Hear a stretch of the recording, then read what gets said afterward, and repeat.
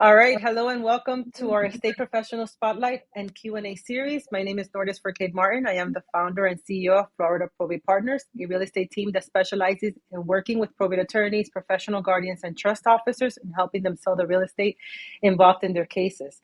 During this series, we delve into the intricacies of probate and estate planning, and we do this with the goal of educating our community by showcasing the professionals who are problem solvers in this arena. As serious as this topic is, we like to bring light to these conversations, so do expect to have some fun. Welcome to our show. And today we have the pleasure of having Attorney Enrique Zamora Jr.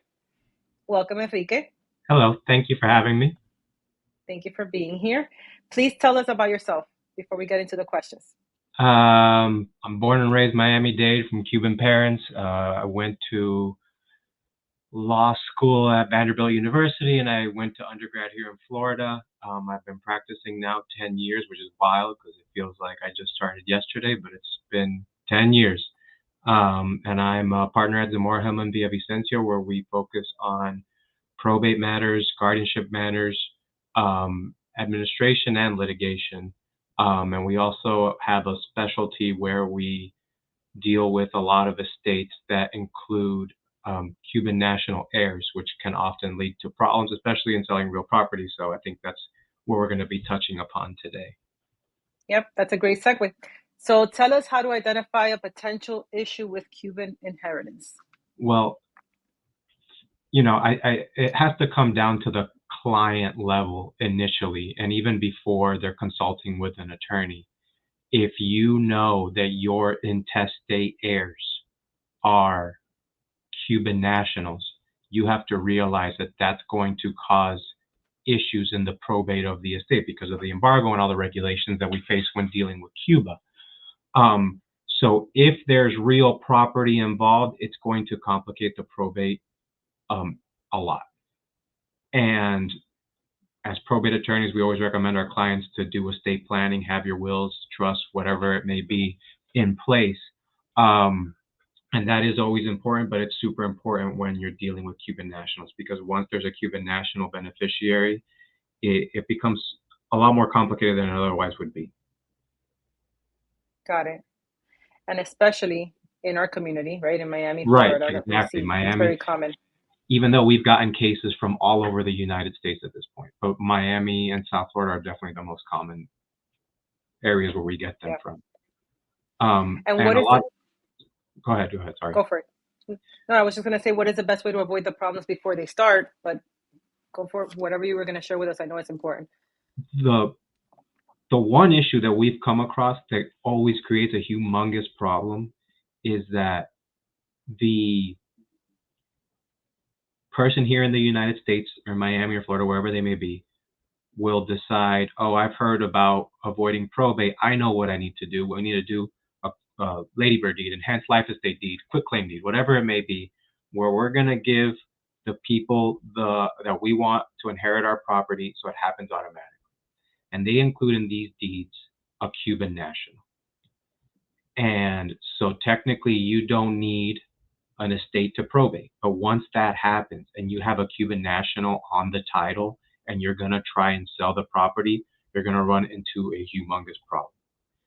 Because one, the Cuban national needs to, sign deeds, closing statements, whatever it may be, to finalize the closing that you know a lot about. But then on top of that, the Cuban national's portion of the funds, and by the way, Cuban national cannot own the real property here. Whenever they are on the title, basically what happens every time is we're selling the property.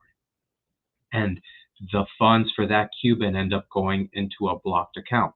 And for us to open up these blocked accounts, we need a court order authorizing the banks to do it, because the banks won't open it up any other way. So even though you've created this deed to avoid probate, and now the Cuban national owns real property in Miami. As soon as you pass away or wherever it may be, now you're still going to have to go to probate because you have to deal with this issue. Got it. So what are the things that they should do? What things should they be doing to avoid getting into this problem? Well, if you know you have intestate heirs that are going to be in Cuba, you need to draft a will, draft a trust, and detail what's going to happen in there. And ideally, in these estate plans, you're not leaving them an interest in real property. If you want to leave them a specific devise of a certain amount of money, you can do that. And we are able to, under the regulations, actually send the money to the Cuban national if they wish to, because if you inherit money, the Cuban asset control regulations say that you can send remittances of that money. There's certain limits and procedural issues with how much you can send at a time, but they can get their money down there if they inherit it. So again, it's all about having an estate plan. And if you want to have one of your Cuban family members be an heir of your estate, consult with your attorneys, talk with your attorneys, and construct the wills and trusts in a way so they're getting, a cash devise instead of a, interest in real property, because the closing on that, and we can get into that a little bit, becomes super complicated. That's actually a perfect segue. Tell us a little bit more about how complicated it gets, because I know you mentioned that if there is a ladybird deed, for example, let's say that they didn't do a trust or any other type of estate planning, they did a ladybird deed only, and it does transfer to the name of someone that is a Cuban national. And once that property gets sold, because it has to get sold, it cannot be owned by a Cuban national. It goes into a blocked account, right? What happens then, or what are some things you've seen in your experience that could potentially happen, and how do they end up getting their money? So let's kind of walk through,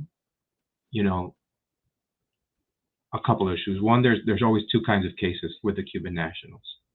There's the ones where we know where the Cubans are, and we can identify them, we can meet with them, and we can get them to sign whatever needs to be signed to do the closing or whatever. When those are the easier cases, because we open up the probate, we work with the title company, they give us their title commitment, they're going to ask for a deed to be signed by the Cubans, and what we do is we have them meet us at the law firm we work with, or they meet us at the U.S. Embassy in Havana, and they sign the deeds in the consulate. It gets stamped, approved, and we bring back the deeds, and that's how we get the closings done when we know where that person is. The other cases involved where the intestate heirs are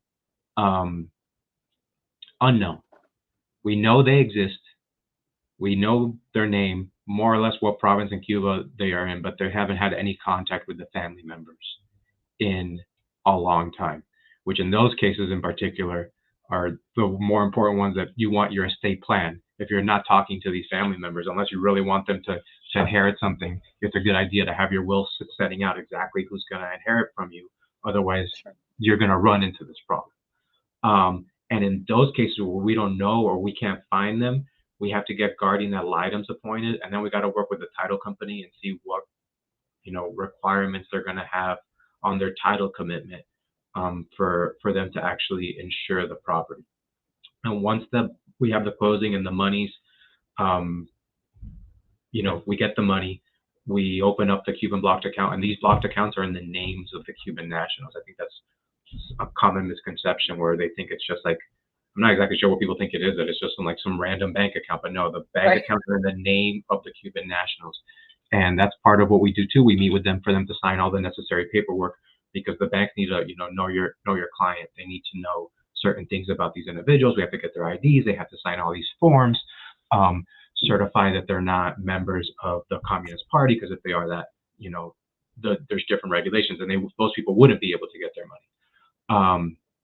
So we help set that up, and the bank account gets set up, and then we either wire the funds into the CPA, or it's usually done by check, and the CPAs get opened up in the name of the Cuban nationals. And then if those people want to have the remittances sent to them, there's another set of paperwork that needs to be filled out. And then they have to sign these like letters authorizing the withdrawal of the funds from their account.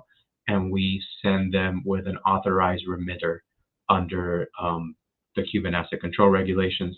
And now we used to use Western Union, but after Trump changed some of the regulations, Western Union basically left the country, even though I think they're starting to get back now. I read an article recently on the Herald about that.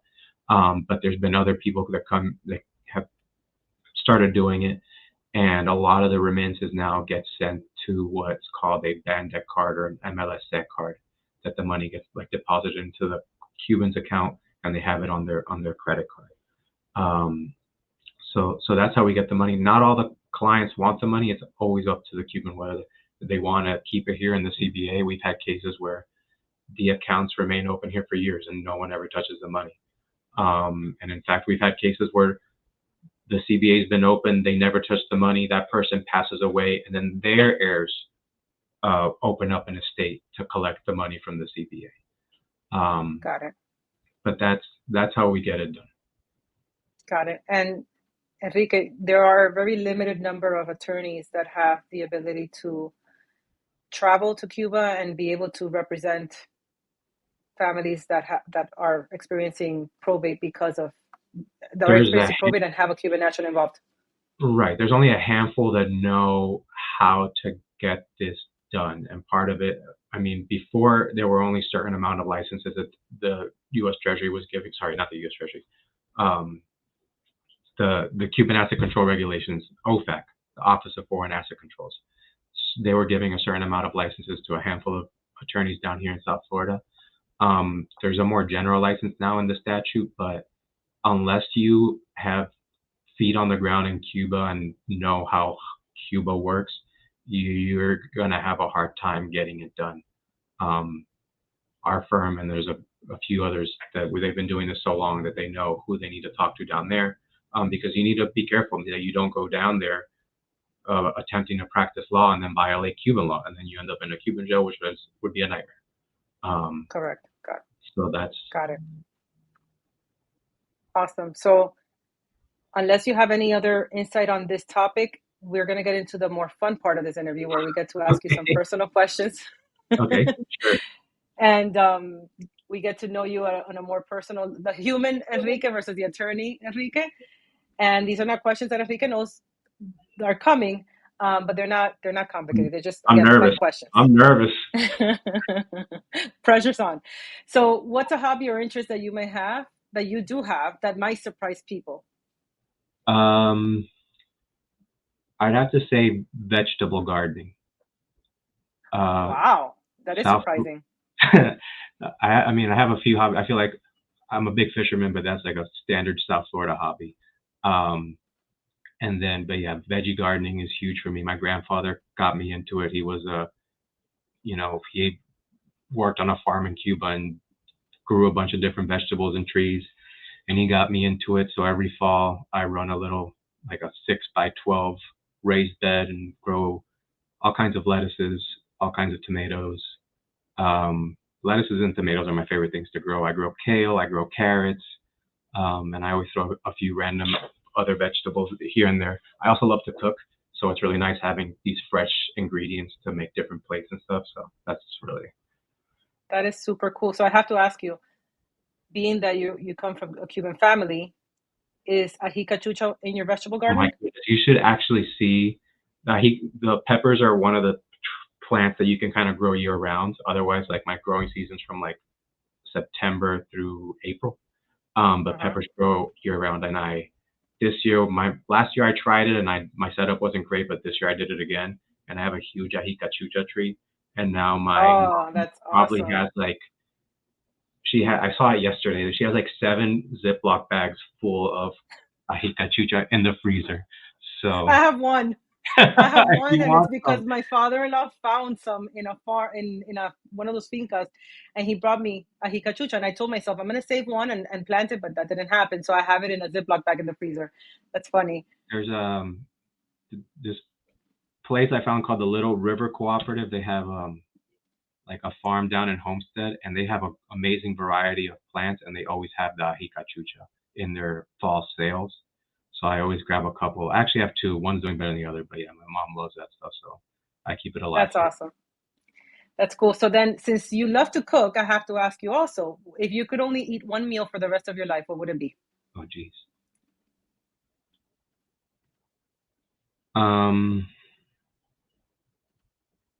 The rest of my life.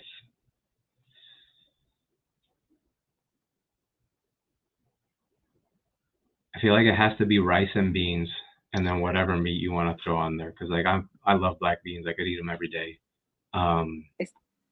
And yeah, it has to be something like that. And throw whatever meat you want in there: steak, chicken, kind of pork, or whatever it is. As long as it's rice and beans, I'll be happy. Awesome. Spoken like a true Cuban. Yeah, that grows ají cachucha. That grows ají cachucha. Last question. What is the best piece of advice you've ever received? It's actually from my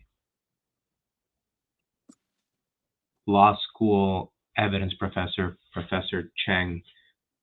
He was our graduation speaker. And he's told us that we had to strive to get better every day. And I strive to, and ever since I've been an attorney, I've had this on my computer, because I try to do that. I try to be a better human, better attorney, better uncle, friend every day. That's the best you can do. So that's always stuck with me for some reason. And like I said, I've had it on my sticky to my PC since I've been practicing law. So love it. Shout out to my professor. He was a great. So that is awesome. All right, Enrique. So we've reached the end of the interview. Thank you so much for joining us and sharing your expertise with us. How can our followers reach you? You can go to our website or Google Zamora Hillman Villavicencio, and you'll have our website and our contact info there. Our website is zhvlaw.com. And yeah, we can help you with any probate guardianship needs that you may have, as well as any Cuban issues that you may have. Awesome. Perfect. Thank you so much again. We really loved having you. Thank you for playing along with the lightning round. Yeah, I liked it. We'll see you again soon. Thank you, Nordis. Take care. Thank you.